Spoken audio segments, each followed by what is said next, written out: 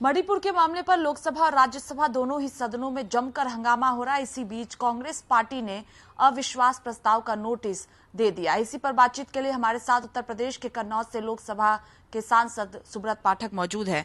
Sir, अविश्वास प्रस्ताव का नोटिस कांग्रेस पार्टी ने दे दिया है, किस तरह से देख रहे? विपक्षी पार्टियों का समर्थन भी मिला है।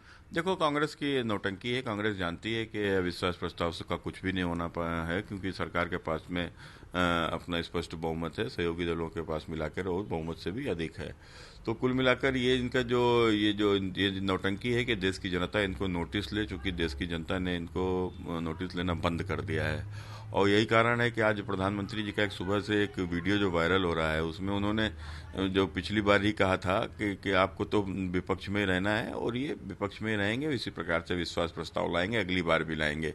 इनके जो क्रियाकलाप ये बताते हैं कि ये इन्होंने विपक्ष में रहना तय कर लिया, ऐसा प्रधानमंत्री जी कहते हैं।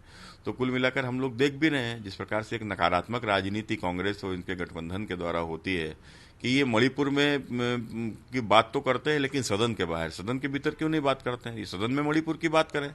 जब मणिपुर पर चर्चा होगी तो सदन के भीतर होगी, तो सारी चीजें स्पष्ट होंगी, कांग्रेस के पाप भी सामने आएंगे।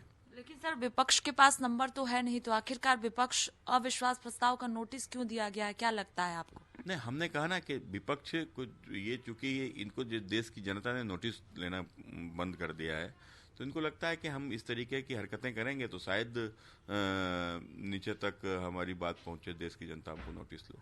लेकिन मणिपुर के मामले पर जिस तरह से लगातार हंगामा हो रहा है, रोजाना ही लोकसभा की कार्रवाई को स्थगित करना पड़ रहा है। विपक्षी पार्टियों का आरोप है कि सरकार मणिपुर के पर चर्चा चाहती नहीं है, प्रधानमंत्री को सदन में बोलना चाहिए। देखो, कल गृह मंत्री जी ने कहा कि जिस प्रकार से कि आप चर्चा में भाग लीजिए, हम चर्चा करना चाहते हैं। आप क्यों चर्चा से भाग रहे हैं? चर्चा क्यों, ये बाहर हंगामा करना चाहते हैं, सदन में चर्चा क्यों नहीं करना चाहते हैं?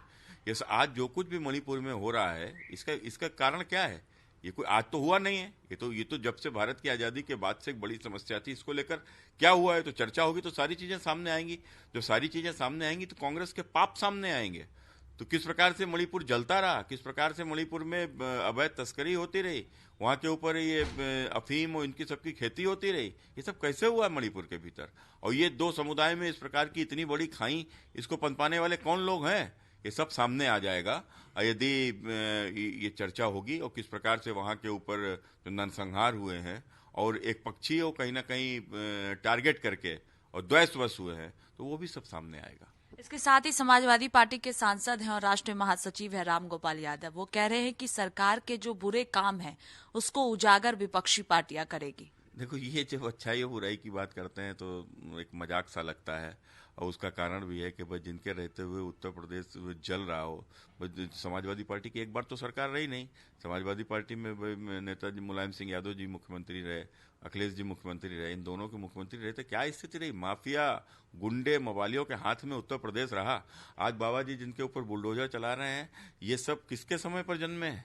ये सब जन्मे तो इन्हीं के समय पर है ना, इन्हीं ने तो संरक्षण देकर पाला है। और ये वो लोग जो आतंकवादियों को भी छोड़ने की वकालत करते हो, वो अगर इस प्रकार की बात करते हैं तो सिवाय मजाक का कुछ नहीं लगता।